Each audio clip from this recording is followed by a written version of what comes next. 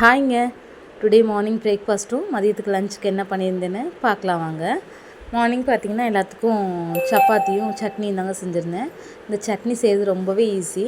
அரை மூடி தேங்காய் எடுத்துக்கோங்க, 3 வரமிளகா, ஒரே ஒரு தக்காளி, சின்ன வெங்காயம் 5-6, கருவேப்பிலை போட்டுட்டு உப்பு உங்களுக்கு தேவையான அளவு போட்டுட்டு நல்லா மிக்சியில் ஓட்டி எடுத்துக்கோங்க.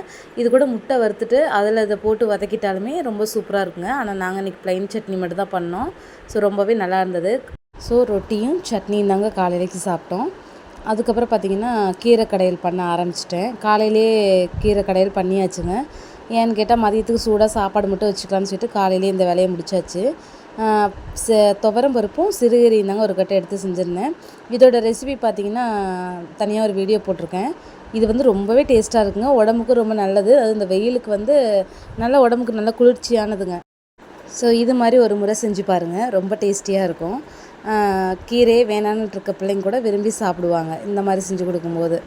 இதிலேயே குழந்தைங்களுக்குலாம் இதிலே கொஞ்சம் நெய் ஆட் பண்ணி சுடு சாதம் வச்சு குழம்பு ஊற்றி நெய் ஊற்றி கொடுத்தோம்னா அதுவுமே இன்னும் நல்லாயிருக்கும். ஸோ அதுக்கப்புறம் பார்த்திங்கன்னா சோளக்கருது வாங்கிட்டு வந்திருந்தேங்க.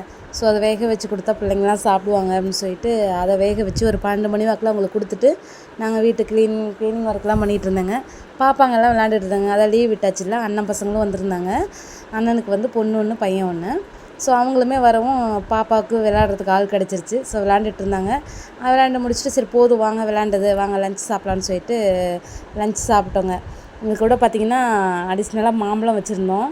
ஸோ கீரை குழம்புக்கும் மாம்பழத்துக்கும் எல்லாத்துக்குமே நாங்கள் மாம்பழம் சேர்த்துப்போம். அது ரொம்ப டேஸ்ட்டாக இருக்கும். மாம்பழத்தை பார்த்தோன்னா பிள்ளைங்க இன்னும் கொஞ்சம் குசியாக, அதுவும் சேலம்னாலே மாம்பழம் தான். ஸோ சேலத்துலேயே இருந்துட்டு மாம்பழம் சாப்பிடாம இருக்க முடியுமா? அதனால சீசன் டைம்ங்கிறதுனால லஞ்ச் டைமில் கட்டாயம் மாம்பழம் சேர்த்துப்போங்க. ரொம்பவே டேஸ்ட்டாக இருந்தது. அதுக்கப்புறம் எல்லாம் கொஞ்ச நேரம் ரெஸ்ட் எடுத்துகிட்டு ஈவினிங் பார்த்திங்கன்னா நானும் பாப்பாவும் மட்டும் நர்சரி போயிருந்தோம். அங்கே போனால் அப்போ தான் செடிங்களுக்கெலாம் தண்ணி விட்டுட்டு இருந்தாங்க. அது பார்த்திங்கன்னா ரொம்பவே நடக்கிறதுக்கு ரொம்பவே டிஸ்டர்பாக இருந்தது. ஏன்னா எங்கடா வலிக்கு விழுந்துருவோமோ அப்படிங்கிற மாதிரி பயத்திலேயே போயிட்டுருந்தோம். ஸோ கலர்ஸ்லாம் ரொம்ப கிட்ட போய் பார்த்து எடுக்க முடியலங்க கலெக்ஷன். ஏன்னா எல்லா பக்கமும் ரொம்ப சகதியாக இருந்தது. ஸோ என்னென்ன கலர் வாங்கிட்டு வந்தேன்னு பார்த்திங்கன்னா கலர் சொல்லலாம் அவங்களே எடுத்து கொடுத்துட்டாங்க.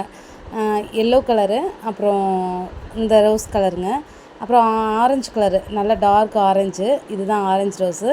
அப்புறம் குட்டி குட்டியாக நிறையா ரோஸ் பூக்குள்ள ரெட் கலர் பட்டன் ரோஸ் அதுவும் வாங்கியிருந்தேன். அப்புறம் மணி பிளான்ட்டும் வாங்கிட்டு வந்திருந்தேங்க. ஸோ இது எல்லாமே நாளைக்கு தான் வந்து தொட்டியில் மாற்றி வைக்கணும். அது நாளைக்கு இன்னொரு வீடியோவில் பார்ப்போம். ஓகே, பாய்.